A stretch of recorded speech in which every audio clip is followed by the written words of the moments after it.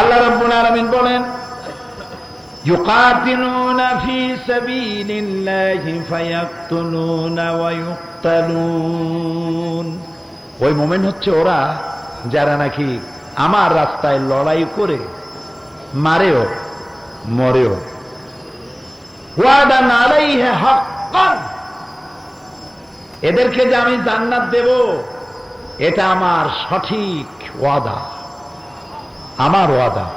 কার বলেন?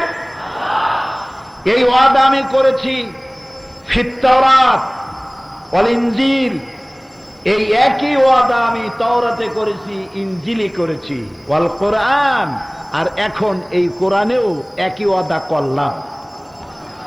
সুবহানাল্লাহ কইতে ইচ্ছা করে না? কে বলতেছেন?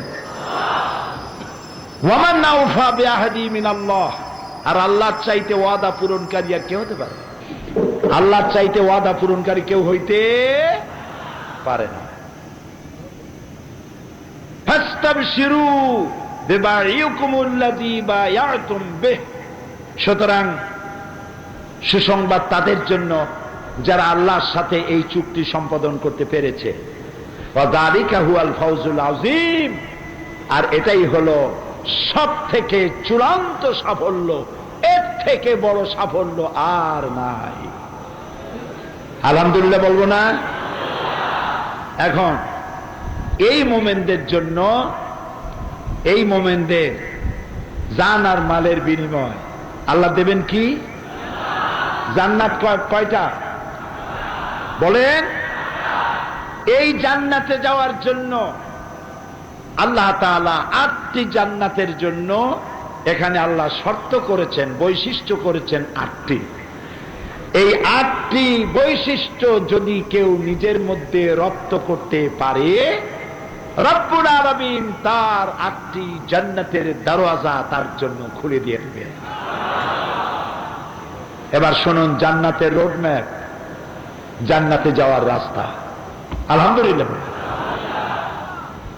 আজ কোন দল নাই, মত নাই, আমরা সব একই মোহনায় এসে মিলিত হয়েছি। আলহামদুলিল্লাহ। কোন বিএনপি, জামাত, আওয়ামী লীগ, কোন দল নাই, মত নাই, আজকের পরিচয় আমরা সব মুসলমান। আলহামদুলিল্লাহ।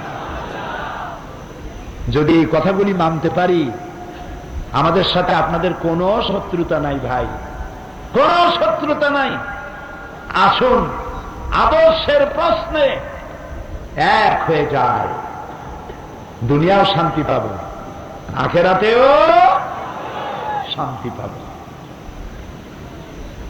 التائبون العابدون الحامدون السائحون الراكعون الساجدون الآمرون بالمعروف والناهون عن المنكر والحافظون لحدود الله وبشر المؤمنين। আল্লাহ তাআলা বলছেন 8টি বৈশিষ্ট্য, আর আমি এই 8টি বৈশিষ্ট্যের কথা বলি।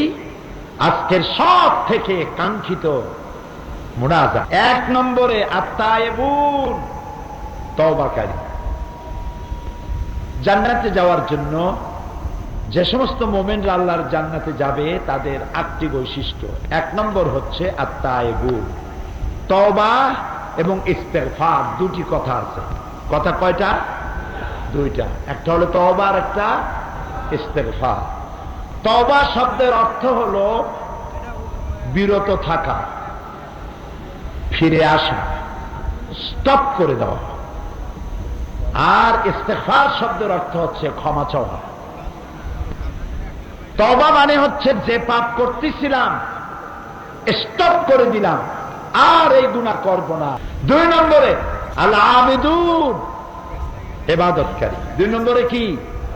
ইবাদতকারী। এই ইবাদতের অর্থ কি? ইবাদতের অর্থ গোলামি করা। আমরা সব গোলাম। আজ যে লক্ষ লক্ষ মানুষ আসছি, আমরা সবাই কি বলেন তো? আমরা সবাই কি বলতে লজ্জা করে? মনে করতে পারেন আমি চৌধুরী, আমি সওদাগর, আমি এমপি, আমি মন্ত্রী, আমি আরো কত কি। গোলাম হব কেমনে? গোলাম বলতে লজ্জা হতো যদি আমি কোন পীরের গোলাম হতাম। গোলাম হতে শরম হতো যদি আমি কোন মন্ত্রীর গোলাম হতাম। আমি কোন পীরের গোলাম নই, কোন মন্ত্রীর গোলাম নই, কোন রাজা বাদশার গোলাম নই, কোন সুপার পাওয়ারের গোলাম আমি নই। আমি গোলাম সেই মহান আল্লাহ যার হাতের মুঠার ভিতরে তামাম আকাশ আর জমিন।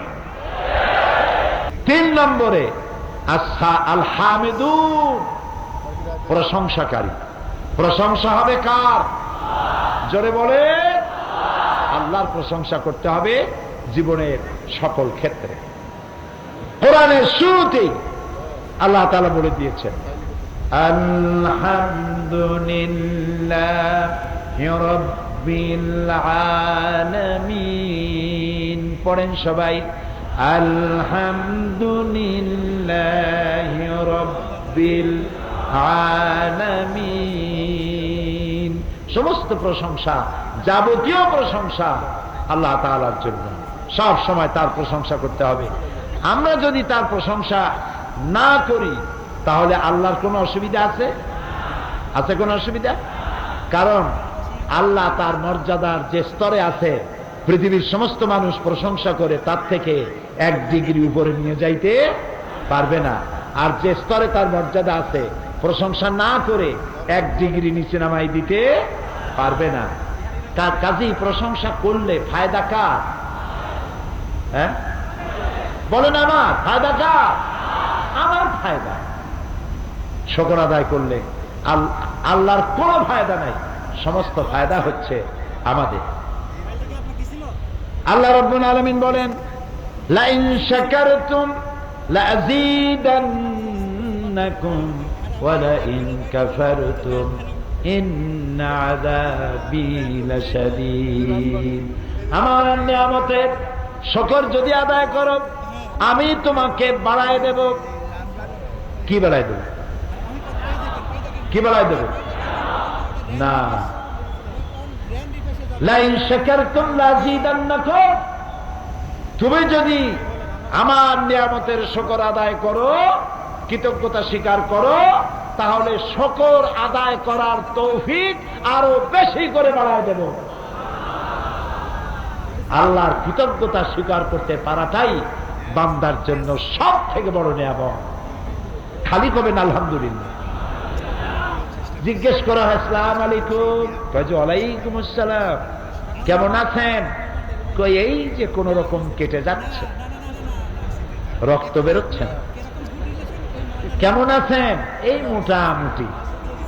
কেমন আছেন? জুতনা। বলেন এরকম কপাল পড়ে। এগুলো কি? আরো জোরে বলে। আপনার জ্বর হোক, অসুখ হোক, যত বড় কষ্টে থাকেন, যখনই প্রশ্ন হবে কেমন আছেন, একেবারে প্রথমেই বলবেন আলহামদুলিল্লাহ। ছেলেরে শিখাবেন, মেয়েরে শিখাবেন, বউরে শিখাবেন, সকলের শিখাবেন, বলবেন আলহামদুলিল্লাহ।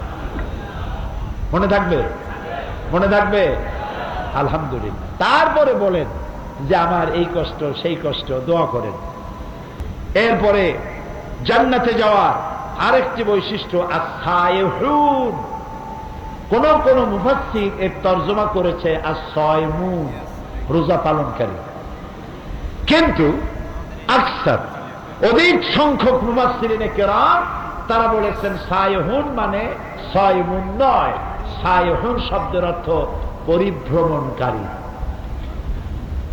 ইসলাম যে দাওয়াত তুমি শিখেছ, এই দাওয়াত নিয়ে ঘরে বসে থেকো না, এই দাওয়াত নিয়ে নগরে বন্দরে, গ্রামে গঞ্জে, দেশ থেকে দেশান্তরে ছড়িয়ে যাও। আল্লাহর এই দ্বীনের দাওয়াত নিয়ে ছড়িয়ে পড়ো। সাহাবায়ে কেরাম জানতেন না যে কাবা শরীফে মসজিদে হারামে 1 রাকাত নামাজ পড়লে 1 লক্ষ রাকাতের নামাজের সওয়াব হয়? এটা কি সাহাবায়ে কেরাম জানতেন না? বলেন না কেন? সাহাবায়ে কেরাম এটা কি জানতেন না? যে মসজিদে নববীর ভিতরে এক রাকাতে সহস্র গুণ সওয়াব হয়, এটা কি তারা জানতেন না? তারপরেও কোন কোন সাহাবীর কবর হয়েছে বোহারা, তাশখান, রাশিয়া, চায়না, জাপান, ইন্দোনেশিয়া, পৃথিবীর বিভিন্ন দেশে। কি জন্য? তারা ইসলামের দাওয়াত নিয়ে ছড়িয়ে পড়েছে বিশ্বময়। কারণ ইসলাম না হলে পৃথিবী বাঁচতে না। এই পৃথিবী যদি বাঁচাতে চান, আপনারা কি এই পৃথিবীকে বাঁচাতে চান? এই সভ্যতা কি টিকাতে চান? নারীর মর্যাদা রক্ষা হোক, সতীত্ব সম্ভ্রম টিকে থাকুক, তাকে আপনারা চান? তাহলে এই দাওয়াত নিয়ে ছড়িয়ে পড়তে হবে। নারী, পুরুষ, যুবক, শিশু, কিশোর, পেশাজীবী সকলকে ছড়িয়ে পড়তে হবে। আর বোঝাতে হবে মানুষকে সেকুলারিজমে শান্তি নাই, সোশ্যালিজমে নাই, ন্যাশনালিজমে নাই, ক্যাপিটালিজমে নাই, কমিউনিজমে নাই, ধর্ম নিরপেক্ষতাবাদে তো নাই। পৃথিবীতে কোনো মতবাদে শান্তি হবে না। শান্তি প্রতিষ্ঠা হবে কেবলমাত্র ইসলাম, শুধুমাত্র ইসলাম, একমাত্র ইসলামের মাধ্যমেই শান্তি ফিরে আসবে। আলহামদুলিল্লাহ।